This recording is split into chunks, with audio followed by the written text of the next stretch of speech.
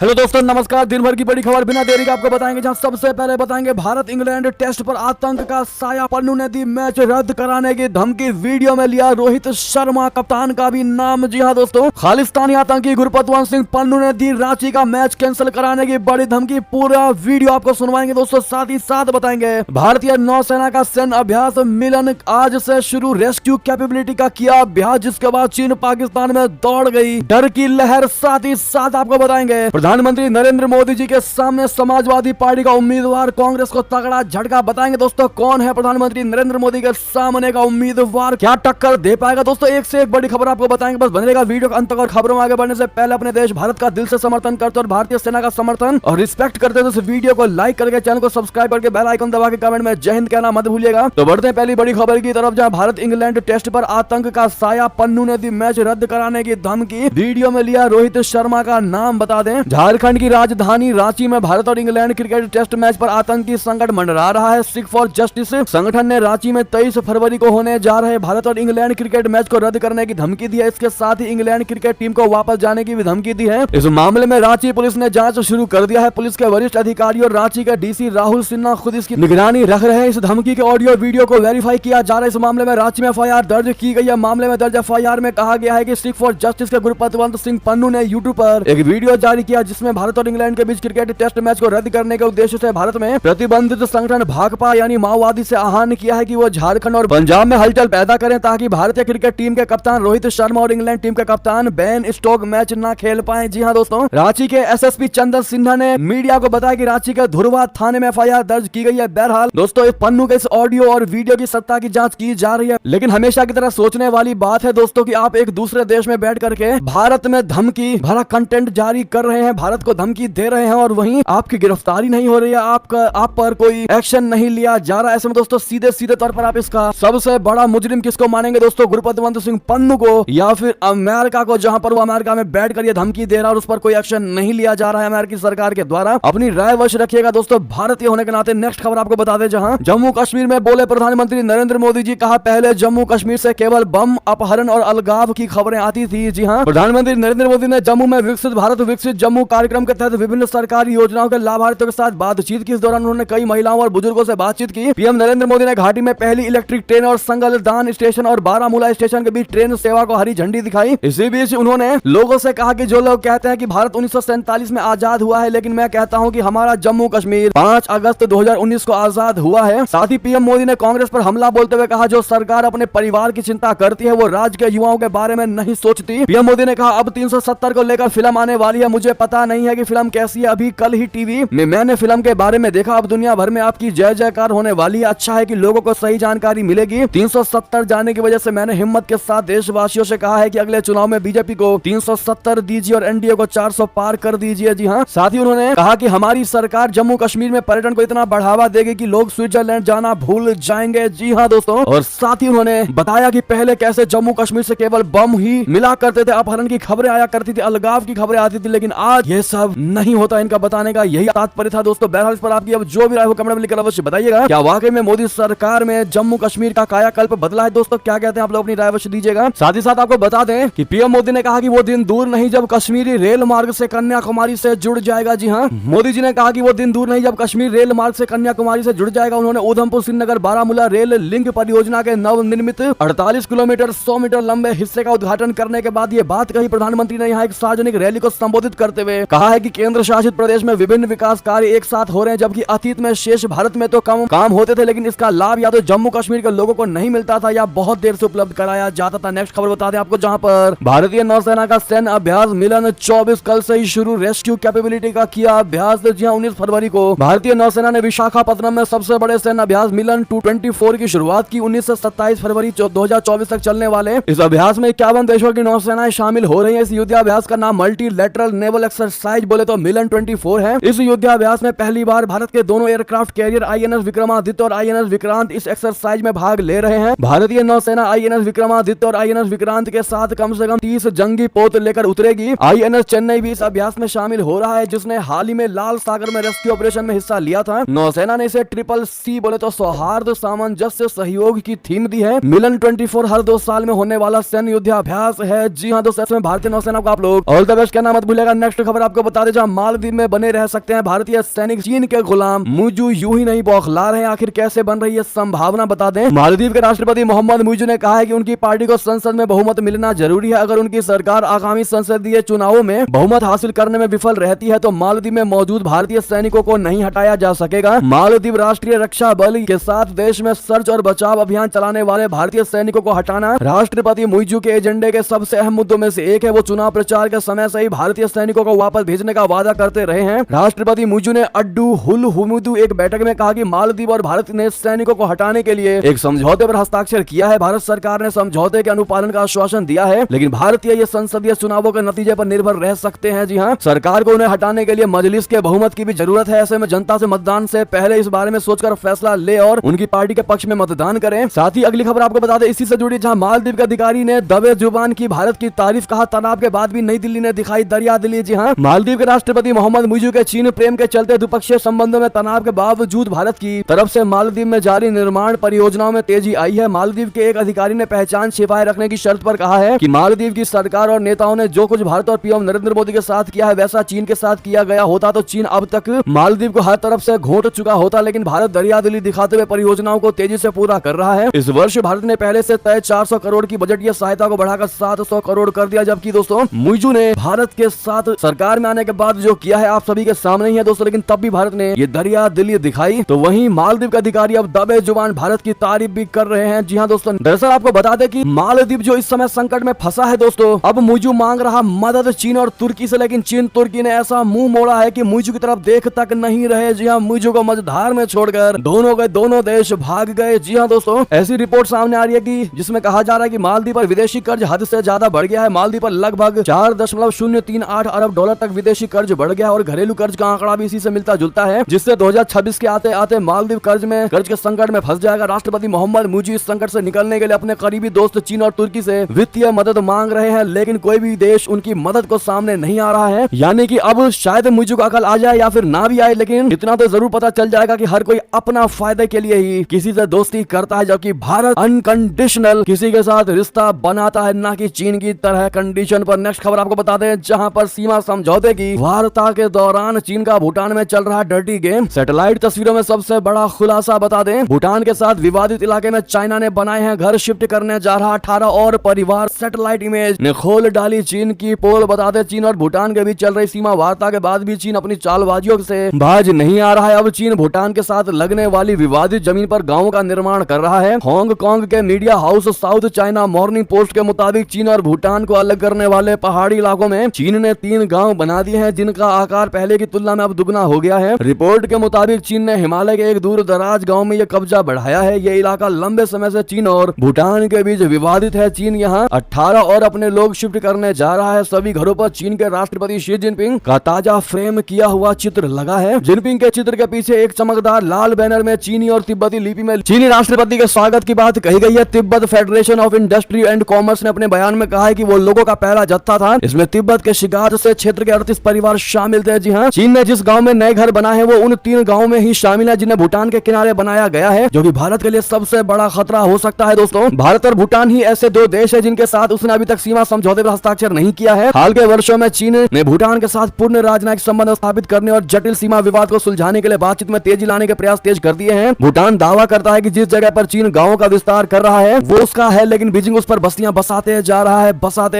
अब देखना ये होगा कि भारत की मोदी सरकार इस पर क्या कदम उठाती है। इस सैटेलाइट खुलासे के बाद नेक्स्ट खबर आपको बता दें, पाकिस्तान में फिर अटकी सरकार बनाने की गाड़ी। अब बिलावल भुट्टो की नवाज से क्या वाकई में ठन गई, बोले अपनी शर्तों पर ही करूंगा समर्थन। जी हाँ, पाकिस्तान में 8 फरवरी को हुए लोकसभा चुनाव के इतने दिन बाद भी सरकार कौन बनाने जा रहा है इस पर से पर्दा नहीं उठ पाया है। पहले जहां नवाज शरीफ और जेल में बैठे इमरान खान अपनी सरकार बनाने का दावा कर रहे थे, अब वे दोनों विपक्ष पर बैठने के लिए आतुर है। पाकिस्तान में सरकार बनाने की गाड़ी अटक गई है। बिलावल भुट्टो जरदारी का कहना है कि उनकी नवाज शरीफ की पार्टी से बात चल रही थी, लेकिन वे अपनी शर्तों से समझौता नहीं करेंगे। बिलावल भुट्टो के तेवरों से पता लगता है कि उनकी नवाज से ही ठन गई है। सूत्रों के अनुसार कथित तौर पर पीपीपी पूर्व प्रधानमंत्री नवाज शरीफ की पीएमएलएन को समर्थन देने के लिए राष्ट्रपति, सीनेट अध्यक्ष और नेशनल असेंबली के अध्यक्ष जैसे प्रमुख संवैधानिक पदों की कथित तौर पर मांग कर रही है। डॉन की खबर के अनुसार बिलावल भुट्टो ने उच्चतम न्यायालय में पत्रकारों से कहा कि पीपीपी वो अपने रुख पर अड़े हुए हैं और इस बात पर जोर दिया कि वो इसे किसी भी कीमत पर नहीं बदलेंगे। बिलावल भुट्टो ने कहा कि अगर कोई और अपना रुख बदलना चाहता है तो प्रगति हो सकती है, यदि वे इसे बदलने के लिए तैयार नहीं है तो मुझे गतिरोध की आशंका है। इससे लोकतंत्र और संसदीय प्रणाली को कोई लाभ नहीं होगा। अगर मैं PMLN को वोट दूंगा तो मैं वो अपनी शर्तों पर दूंगा। जी हाँ दोस्तों, अगली खबर की बात करें जहां पर फलस्तीनी क्षेत्र पर कब्जे के केस की सुनवाई के लिए इंटरनेशनल कोर्ट पर भड़का इजराइल, कहा नहीं मानेंगे हम फैसला। जी हाँ, इंटरनेशनल कोर्ट ऑफ जस्टिस फलस्तीनी क्षेत्र पर इजराइल के कब्जे के केस की सुनवाई कर रहा है। इस सुनवाई के शुरू होने के बाद इजराइल के प्रधानमंत्री कार्यालय ने आधिकारिक बयान जारी कर अंतर्राष्ट्रीय न्यायालय में वर्तमान कार्यवाही की निंदा की। इसमें इजराइल पर फलस्तीनियों को अधिकारों से वंचित करने का आरोप लगाया है। पीएमओ ने बयान में कहा है कि इजराइल कब्जे की वैधता के संबंध में हेग में अंतर्राष्ट्रीय अदालत की कार्यवाही को मान्यता नहीं देता है। इजरायली पीएम ऑफिस की ओर से कहा गया है कि ICJ में सुनवाई उसके अस्तित्व संबंधित खतरों के खिलाफ खुद की रक्षा करने के इजराइल के अधिकार का उल्लंघन करने के लिए बनाया गया एक प्रयास है। सिखों को मुसलमान समझकर दिया पोस्ट। अब बर्मिंघम विश्वविद्यालय ने मांगी माफी। जी हां, बर्मिंघम विश्वविद्यालय ने एक विवादास्पद सोशल मीडिया पोस्ट को हटाते हुए माफी मांगी। इस पोस्ट में ऐसा लग रहा था कि सिख विद्यार्थियों को मुसलमान समझने की भूल हुई है। बर्मिंघम मेल की खबर के अनुसार विश्वविद्यालय द्वारा किए गए पोस्ट में कहा गया था कि इस महीने के प्रारंभ में विश्वविद्यालय की सिख सोसाइटी द्वारा आयोजित 20वां लंगर ऑन कैंपस कार्यक्रम इस्लामिक जागरूकता सप्ताह का हिस्सा था। विश्वविद्यालय के इंस्टाग्राम अकाउंट पर एक पोस्टर में लंगर की तस्वीरें टैग की गई और उसके साथ डिस्कवर इस्लाम वीक लिखा गया। सिख प्रेस एसोसिएशन के प्रवक्ता जसवीर ने कहा, यह देखकर न केवल निराशा बल्कि आश्चर्य भी हुआ है कि जिन लोगों पर बर्मिंघम विश्वविद्यालय की छवि का जिम्मा है वे विश्वविद्यालय में समुदायों को लेकर अनभिज्ञ हैं। जी हां, नेक्स्ट खबर बता दें, अपने 2 मछुआरों की मौत से भड़क गया चीन, फिर ताइवान के नजदीक बढ़ाई गश्त। दरअसल गत बुधवार को नाव पलटने से 2 चीनी मछुआरों की मौत हो गई थी, जिसके बाद चीन ने ताइवान के किनमैन द्वीप समूह के आसपास गश्त बढ़ा दी है। घटना के दौरान ताइवान ने 2 अन्य चीनी नागरिकों को हिरासत में ले लिया था। ये नाव किनमैन द्वीप समूह से तकरीबन 1 नॉटिकल मील की दूरी पर स्थित प्रतिबंधित जल क्षेत्र में मछली पकड़ रही थी। ताइवान तटरक्षक बलों द्वारा पीछा किए जाने पर हादसा हुआ और चीन ने मछुआरों की मौत का आरोप ताइवान पर लगा दिया। चीनी तटरक्षक बलों के प्रवक्ता गन यू ने रविवार को कहा कि समुद्री कानून प्रवर्तन को मजबूत करने के लिए चीनी तटरक्षक बलों की फुजियान डिवीजन नियमित रूप से जियामेन शहर के दक्षिणी तट के आसपास निगरानी करेगी। जी हां दोस्तों, अगली खबर बता दें, भारत ने फिर दिखाई दरिया दिली, गरीबी और भूख से निपटने के लिए IBSA फंड को दिए $10 लाख।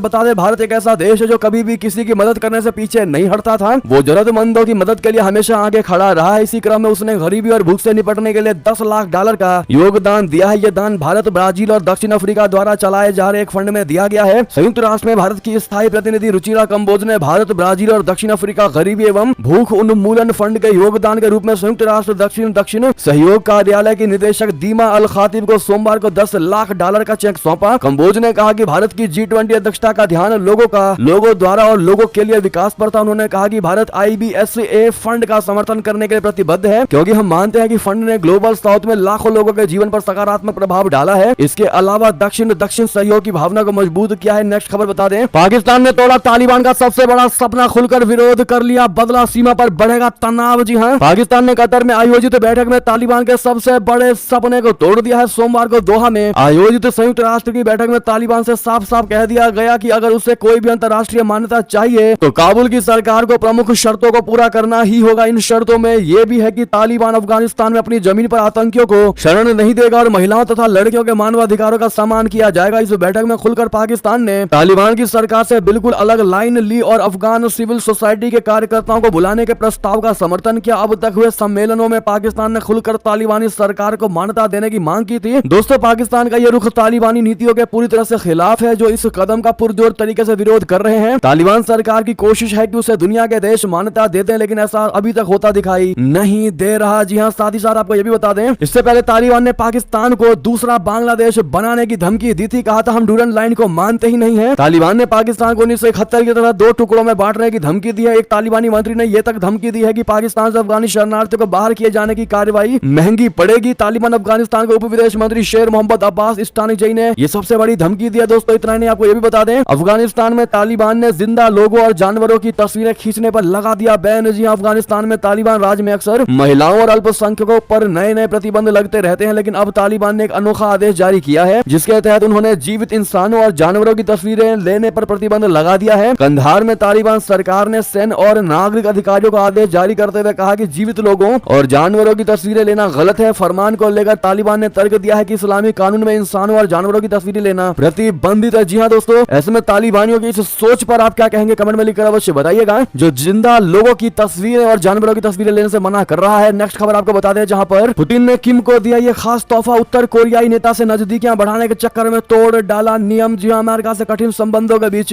रशिया और उत्तर कोरिया अपनी दोस्ती को मजबूती देते दिखाई दे रहे हैं। रूसी राष्ट्रपति व्लादिमीर पुतिन ने उत्तर कोरियाई नेता किम जोंग उन को एक स्पेशल कार उपहार में दी है। रशिया में बनी कार किम जोंग के निजी अस्पताल के लिए दी गई है। ये उपहार दोनों नेताओं के बीच निजी संबंधों को दर्शाता है। हालांकि बताया यह जा रहा है कि यह गिफ्ट संयुक्त राष्ट्र के नियमों का उल्लंघन हो सकता है, क्योंकि संयुक्त राष्ट्र ने रशिया और नॉर्थ कोरिया के बीच किसी भी प्रकार के लेन देन पर प्रतिबंध लगाया हुआ है। सत्तारूढ़ वर्कर्स पार्टी ऑफ कोरिया के सचिव और उत्तर कोरियाई नेता की बहन किम यो जोंग ने पुतिन को धन्यवाद दिया। दोस्तों अगली खबर आपको बताते हैं, जहां पर रशिया से रक्षा सहयोग पर जयशंकर जी की दो टूक कहा। पश्चिमी देशों ने लंबे समय तक पाकिस्तान को हथियार दिए हैं। जी हां, विदेश मंत्री जयशंकर जी ने रशिया के साथ रक्षा और व्यापार सहयोग पर जोर दिया। साथ ही कहा कि कई पश्चिमी देश पाकिस्तान को हथियारों की आपूर्ति करते थे, भारत को नहीं। हालांकि पिछले एक दशक में यह प्रवृत्ति बदल गई है, टेंडेंसी बदल गई है। जयशंकर जी ने कहा कि भंडार के मामले में हाँ यह सच है कि कई पश्चिमी देशों ने लंबे समय से पाकिस्तान को आपूर्ति करना पसंद किया है हथियारों को, लेकिन भारत को नहीं दिया। हालांकि पिछले 10 से 15 सालों में अमेरिका के साथ संबंधों में बदलाव आया है। नए आपूर्तिकर्ता के रूप में अमेरिका, रशिया, फ्रांस और इजराइल के साथ विविधता आई है। जी हाँ, नेक्स्ट खबर बता दें, भारत यात्रा पर आ रहे ग्रीस के प्रधानमंत्री किरियाकोस द्विपक्षीय संबंधों के लिए बेहद खास है ये दौरा। जी हाँ, ग्रीस के प्रधानमंत्री किरियाकोस मित्सोटाकिस 21 से 23 फरवरी तक भारत की 2 दिवसीय राजकीय यात्रा पर आए हैं। भारत और ग्रीस के बीच रणनीतिक साझेदारी को और मजबूत करने के उद्देश्य से यह ग्रीस के किसी राष्ट्राध्यक्ष की 15 साल के अंतराल के बाद पहली भारत यात्रा होगी। ऐसे में most welcome to India Greece PM कहना मत भूलेगा। नेक्स्ट खबर बता दें, ईरानी धमकी 18 अरब डॉलर का जुर्माने का डर, घबराया पाकिस्तान अब शुरू करेगा यह काम, भड़केगा। लेकिन अमेरिका दरअसल शिया देश ईरान के आगे आखिरकार पाकिस्तान की सरकार को झुकना ही पड़ गया। पाकिस्तान की सरकार ने आखिरकार तमाम ना नुकूर के बाद अब ईरान से गैस के आयात के लिए पाइपलाइन के निर्माण पर काम शुरू कर दिया है। पाकिस्तान और ईरान के बीच गैस पाइपलाइन को लेकर समझौता हुआ था। ईरान ने अपनी तरफ गैस पाइपलाइन का निर्माण पूरा कर दिया है और अब पाकिस्तान को अपना वादा पूरा करना है। इससे पहले ईरान ने धमकी दी थी कि अगर पाकिस्तान पाइपलाइन का काम शुरू नहीं करता है तो वो 18 अरब डॉलर का जुर्माना वसूल करेगा। तो वहीं पाकिस्तान ने इस पाइपलाइन का निर्माण तो शुरू कर दिया है, लेकिन अब उससे अमेरिका के कोप का सामना करना पड़ सकता है। इस परियोजना से चीन को बड़ा फायदा हो सकता है, जो ग्वादर में अरबों डॉलर निवेश कर रहा है। नेक्स्ट खबर आपको बता दें, अमृतपाल सिंह को जेल में मुहैया कराई एलसीडी इलेक्ट्रॉनिक सामानों की बरामदगी के बीच बोले अफसर। असम के डिब्रूगढ़ केंद्रीय कारागार में खालिस्तान समर्थक संगठन वारिस पंजाब दे के प्रमुख अमृतपाल समेत इसके 10 सदस्य कैद हैं। जेल के सुप्रिंटेंडेंट का कहना है कि इन कैदियों को उनकी मांग पर स्मार्ट टीवी और एलसीडी मुहैया कराई गई। उन्होंने कहा कि पेन ड्राइव प्ले करने को लेकर जेल रिकॉर्ड में कोई निर्देश नहीं मिला है। रिपोर्ट के मुताबिक अमृतसर एसपीपी को एक पत्र के जरिए यह जानकारी 10 फरवरी को दी गई थी। अगली खबर बताते हैं, भारत तो छोड़िए हमारी अकेली कंपनी ही पाकिस्तान पर है भारी, जीडीपी में पड़ोसी मुल्क भी है बौना। जी हाँ दोस्तों, भारत से नफरत के आधार पर पनपा पड़ोसी मुल्क अपनी कुत्सित चालें चलने से कभी बाज नहीं आता। भारत को नुकसान पहुंचाने का